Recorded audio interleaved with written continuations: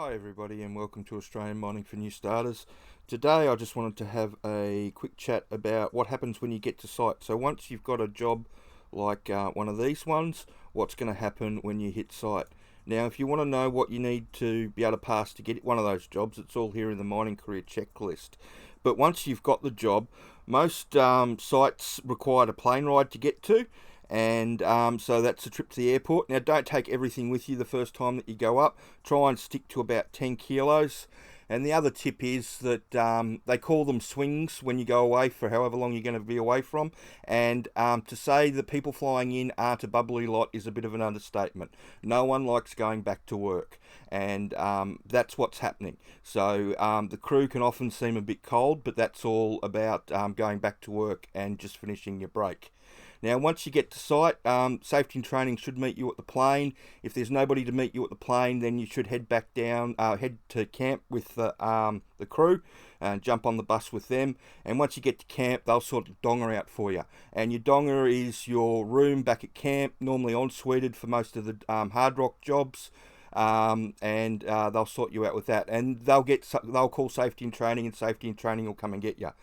And once safety and training grabs you, then they'll do your IDs. And normally on the first day, you take a run underground if you're going to go for a job underground, just to make sure nobody freaks out. And it does happen. I had a guy try and climb out of a ute on me when we hadn't even hit the portal yet.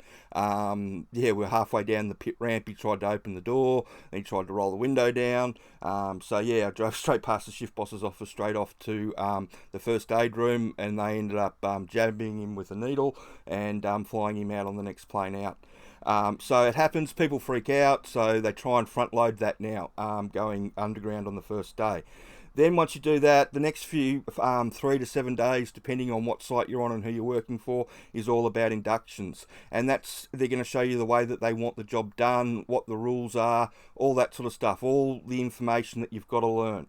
And once you've done that, they'll buddy you up with somebody, and if you're going to go and drive a truck, they'll buddy you up with another truck driver. If they're going to go nippering, then you'll get buddied up with the nipper, and then you'll get shown on the job. And normally you've got a week, maybe two, to learn the job, and then it's all on you to find your feet. The employer basically wants you up and running as quickly as possible. It's a learn as you go system when you go knowing nothing. And the unfortunate thing about that is, as you could imagine, it leads to a fair bit of turnover. So that's one of the other reasons that the crew can appear cold, is because they've just gone through, or they're going through, a lot of new starters, and you're just the latest new face. One of the things that the employers do is that once you get shown your job, so if you go up as a truck driver, you'll just get shown the truck driving job. You won't get shown everything else, and you'll have to prove yourself on that job before you'll get shown anything else.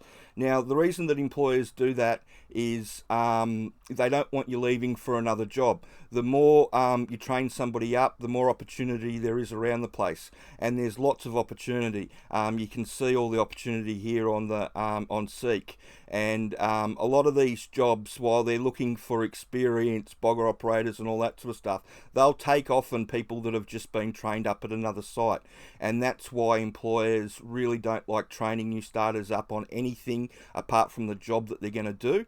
And how long do they want you out of doing that job? Well, normally as long as possible. So if I train you up on a bogger and want you to drive a truck for the next 12 months, you'll probably last 2 or 3 months, and then you'll be looking for a bogger's job somewhere else. And that's the problem that you've got, and that feeds into one of the problems that they have with the new starters with the turnover, because you only get shown a very limited amount of information and a very specific amount, and you don't get shown everything across the board. It can lead to mistakes being made and people being turned over.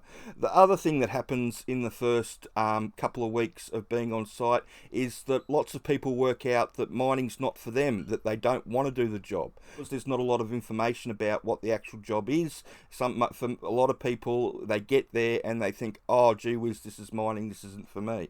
And you have people that last days, you have people that last weeks, and then you have people that last a couple of months and give it a real proper go, and then they're 3 months into it, and they quit because they just don't like the lifestyle of how it all works.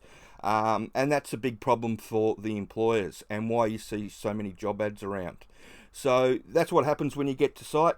I hope this information's helpful.